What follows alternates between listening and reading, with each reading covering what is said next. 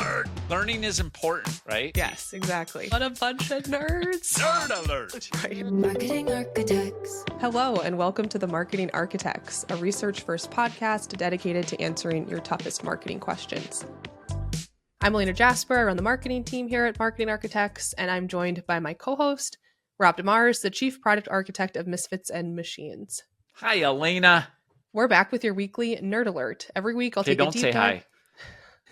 I feel like I don't typically that say was so hi. cold. It's very cold. Hi, Rob. Hi, Rob. It's so great to see you today. I'm so happy I'm to be here excited. recording this with you. We're back with your weekly Nerd Alert. Every week, I'll take a deep dive into academic marketing research and translate its complex ideas into simple, understandable language for Rob and, of course, for all of you. Are you ready to nerd out, Rob? It's nerd hunting season here in Minnesota. Let's do it. I don't know if that's good for us, but all right, let's get into it. As always, we'll link the research we cover in the episode notes. This week, I read a study titled Gender Stereotypes in Advertising Have Negative Cross-Gender Effects by Nina Akistam, Sarah Rosengren, Michael Dolan, Karina Liljadal, and Hannah Berg. And just to define a term before we get going, cross-gender refers to the effects that gender stereotyped advertising has on individuals of the opposite gender from those portrayed in the advertisements. But before I get into things, Rob, let me ask you this. Is there any male gender stereotype that you see in advertising often that bothers you? No. I think there's probably can't be enough. I mean, come on, guys. There's just so much to make fun of us about, So I think we're pretty fair game to poke fun at, and I don't personally get offended by any of it. We're pretty simple creatures and pretty stupid, so there's plenty to laugh at. Okay, fair enough. I mean, I just don't. I love those Dr. Rick Progressive Insurance commercials that make a lot of dad jokes. Like, it's just they're funny. Whether it's dad jokes or just stupid, like Cro-Magnon young college kid men doing stupid things. It doesn't matter what age range, you can pick on the guy all you want. Okay, well then let me ask you a follow-up then. Okay. What about like a female stereotype? Have you ever been bothered by something like that in a commercial? I feel obligated to be feel quite bothered. honest.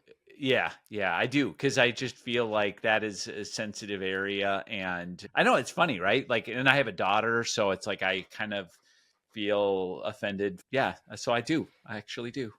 So, like, I'm not trying to, like, placate both sides here or play it safe or be politically correct. But I do feel like guys just tend to be rich in humor. And as a guy, I am not offended. But for women, I do feel more sensitive to those stereotypes. That's interesting, Rob, because that actually lines up pretty well with the study that we're going to talk about today. So you are not on your own with that. I think that's a feeling that a lot of men share. And for me, I say offended is a pretty loaded term. I wouldn't say I get offended, but it does bother me when women are like really enthusiastic about household products. Like when they're spraying down a counter and they're smiling, or someone like drops a big thing of spaghetti on the floor and they're like grinning while they're cleaning it up. Because I've never experienced like smiling while I'm cleaning up a mess, even if the product is working really well. And I'm sure everybody listening can think of a few times when maybe they saw their own gender or the opposite gender portrayed in an ad and were maybe a little bit turned off by it. And there's already a lot of studies on gender stereotypes in ads. And those have focused more on how female viewers respond to female stereotypes and then how male viewers respond to male stereotypes. This study expands on that because they examine how people react to stereotypes when they see advertisements depicting the opposite gender. So think ads where women are depicted as nurturing caregivers or men as tough and emotionless. And researchers from the Stockholm School of Economics decided to dig into this question. They wanted to understand how people actually respond to stereotype portrayals in ads. And most of the research on this, again, has focused on how women react to ads featuring stereotypical women or how men feel about male stereotypes. So if you see an ad with a woman in a stereotypical motherly role, it's been assumed that only other women would be bothered or impacted. But these researchers had a hunch that something more might be going on, that these ads might be affecting everyone watching, not just people of the same gender. So they ran 2 experiments. In one, participants looked at ads featuring stereotypical body images, slender women or muscular men. And in the second, they looked at ads showing women and men in stereotypical roles, like women caring for children or a man at the gym. And throughout these tests, they tracked the participants' responses to see how they felt about the ad, their opinion of the brand, and whether these stereotypes had a deeper, possibly unexpected impact. So, Rob, if you had to guess, what type of stereotyped ad do you think would trigger the strongest negative reaction across genders? Something with more physical stereotypes or more focused on traditional roles? What do you think? I'm going with traditional roles. I feel like it's just so overplayed. The man is the breadwinner and women are the caretakers. And I think that can actually be offensive on both sides. Like men are capable of caretaking and women are capable of, achievement in the workplace. So that's where I'm going to go with option 2, Elena. You'd be correct. But let's talk a little bit more about the study, because what they found was that these stereotype portrayals, they don't just annoy or turn off people of the same gender. They create something called a cross-gender effect. So men might get frustrated or uncomfortable when they see ads with stereotyped women, and women might react negatively to ads with stereotyped men. And the reason isn't just because people dislike the stereotypes, it's because they assume these ads will influence how others see themselves.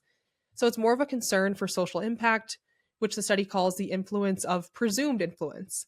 So men watching an ad featuring a stereotyped female character may feel it sends a message that limits all women, and vice versa, which is, Rob, kind of similar to what you were saying before. When you see an ad like that, you're thinking about the women in your life. And one thing I found interesting about this study was the intensity and reasons behind their reactions varied. So this is going to get into kind of what that question I just asked you more. Men watching stereotype portrayals of women in ads tended to experience reactance. So that's a feeling of frustration or resistance due to what they perceived as a limiting portrayal that might negatively influence others, especially women. They were concerned about the broader social impact, feeling the ad sent a restrictive message about women's roles. Women watching stereotype portrayals of men had similar negative reactions, particularly when the stereotypes focused on roles or behaviors, like men being shown as tough and emotionless. However, women's reactions were sometimes less intense when they were viewing physical stereotypes of men, such as muscular body images. So that could be due to cultural norms that historically associate physical image concerns more closely with women. So men more likely to react about portrayals they saw as limiting others, which, Rob, is what you were saying, like more of a tradition, seeing someone put in a traditional role that might limit them, where women had a somewhat heightened sense to social role stereotypes. So that nuance might suggest that audience reactions aren't entirely uniform. So people's own gender can influence how they perceive the impact of stereotypes. So I know that got a little bit confusing at the end there, but I think the takeaway for marketers is if you're relying on stereotypes, you don't just risk alienating one gender, you're creating broader negative feelings that could turn off everybody.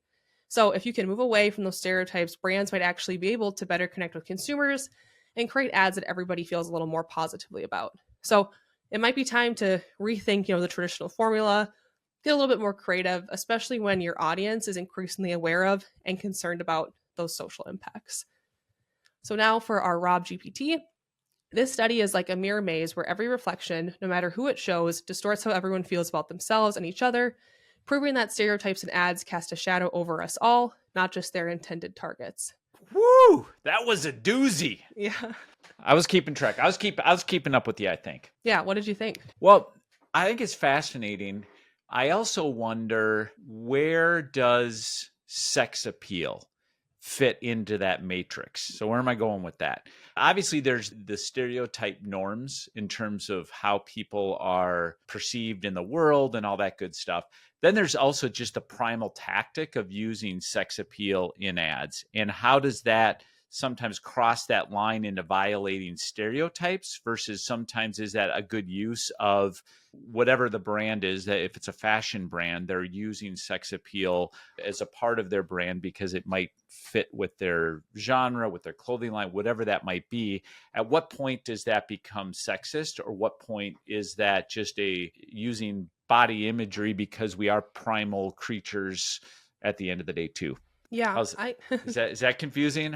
Is that a confusing answer to a complicated topic? No, it's a great question. And I think it is complicated because one thing, this study, it doesn't say anything about like responsiveness to an ad or sales. So that's that. I'm curious about that too. Like, all right, well, what's the trade-off for some brands that really want to portray their customer as a certain type of person they want people to maybe look up to and like admire their customers and see them in like certain life situations. And so, yeah, this is more about like I don't know how the audience is feeling. I'm not sure of the short-term impacts on sales or like the long-term impacts on your brand. It's just kind of interesting to think about how could you be more effective by not getting into these stereotypes, because it's not just maybe bothering like one side of your audience, it might also be bothering the other. Right. Yeah, you don't know. It's like when you see a Calvin Klein ad in Times Square of the guy wearing the underwear with all of the, the sick. I'm not even sure who they're targeting at that point, but it's certainly striking. And you're like, okay, as a guy, maybe I'm way past wanting to look like that person, but there's a large audience that wants to look like that. Or maybe there's the secondary, but I don't know. But that's obviously a tactic that's being used. But one could go, oh, are we that stupid of simpletons of creatures that's what we need in order to buy male underwear? Maybe, but it's interesting debate. Yeah, I wouldn't think we need that, but what do I know?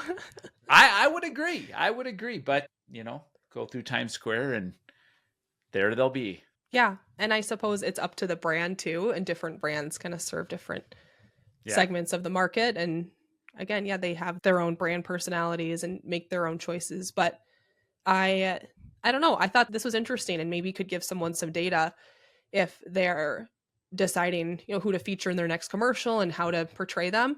This could just bring an interesting thing to bring up if you wanted to try maybe changing some of the stereotypes you typically have in your ads. This could be some evidence that, hey, this might be annoying a certain gender, but it could also be seen as limiting to the opposite gender too, which I hadn't really thought about before. Yeah, I'm also with you too on, whether the data actually reflects sales, because I do feel like so many of the opinions there are progressive in nature and they feel good.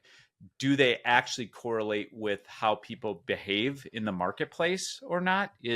Would also be kind of like an interesting follow-up study. It might depend on the severity, because you know what I just thought of? Do you remember that Peloton ad that everybody got upset about because they were portraying the wife? It's like, oh, my husband got me a Peloton. I can't believe it. And and I think I felt that way, but you probably felt that way too. I think both genders united and felt like, all right, this is just, and that affected their sales. So maybe it depends on the kind of severity of it. Yeah, that's a good example. That's it for this episode of The Marketing Architects. We'd like to thank Taylor De Los Reyes for producing the show. You can connect with us on LinkedIn, and if you like the podcast, please leave us a review. Now go forth and build great marketing. Marketing Architects.